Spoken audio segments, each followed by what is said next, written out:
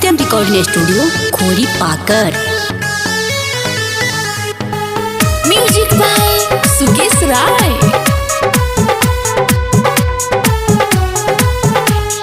बड़े सुंदर बाड़े कन्या सुंदर बाड़ी, फेरे में दहेज के अगुआ गड़ा बड़ करी, फेरे में दहेज के अगुआ गड़ा बड़ करी। बड़े सुंदर बाड़े कन्या सुंदर बाड़ी, फेरा में दहेज के अगुआ गड़ा बड़ करी। पंडित जी ने गावा कराइली झट से, पंडित जी ने गावा कराइली झट से।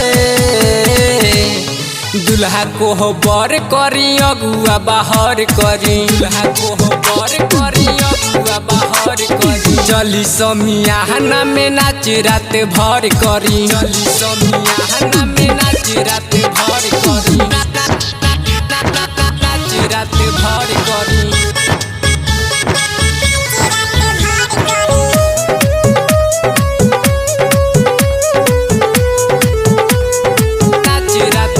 अरे भैया के साली मारो तारी लाइन, अंगना में घुसला के मांगेली फाइन। संवर की ही पीवाली हो कि दे तारी बड़ा गाली हो। मन करे संगे इकरा गरा जबर करी, मन करे संगे इकरा गरा जबर करी। दुल्हा को हो बर करी अगुआ बाहर करी, दुल्हा को हो बर करी अगुआ बाहर करी। चली समियाना में नाच रात भर करी, चली समियाना में नाच रात भर करी।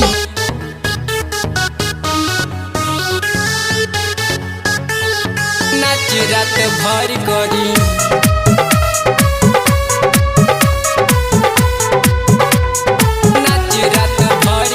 बेरी बेरी देही पफे के लियाटा, धैला पगाटा मारेली ठहाका। लुका के आँख मारेली, देखा के जान काढ़ेली।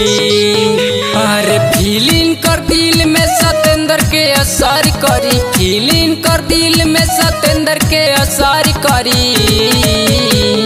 दुल्हा को हो बर करी अगुआ बाहर करी, दुल्हा को हो बर करी अगुआ बाहर करी। चली समियाना में नाच रात भर करी।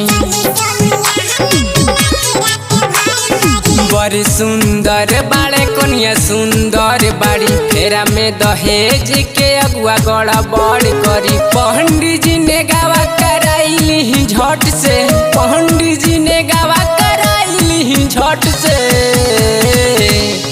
दुल्हा को हो बर करी अगुआ बाहर करी, दुल्हा को हो बर करी अगुआ बाहर करी। चली समियाना में नाच रात भर करी। सत्यम रिकॉर्डिंग स्टूडियो खोरी पाकर।